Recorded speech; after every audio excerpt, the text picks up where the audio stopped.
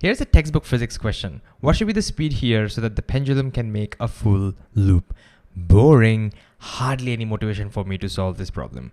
Here's a better question.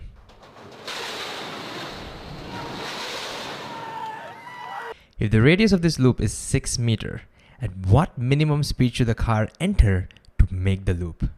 I ask 3 clarifying questions over here. 1. Why does the car not fall down at the top? Without using the word centripetal or centrifugal, what's really going on over here? Just trying to explain with the simple words. So this makes sure that we understand the concept of what's going on.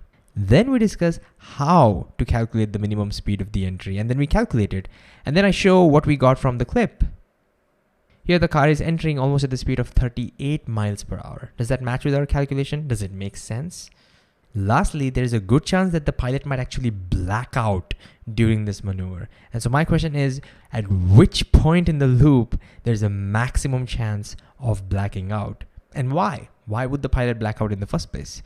Now look at this problem. Isn't it so much more fun, so much more rich, and at the same time, so much more rigorous? I mean, to answer all these 3 questions, you have to bring in concepts of mechanics to tie them together, and you'll have such a fun learning experience. Comment below what you think is the answer to these questions, and I will reply to each and every comment. Let's have some rigorous discussions. See you there.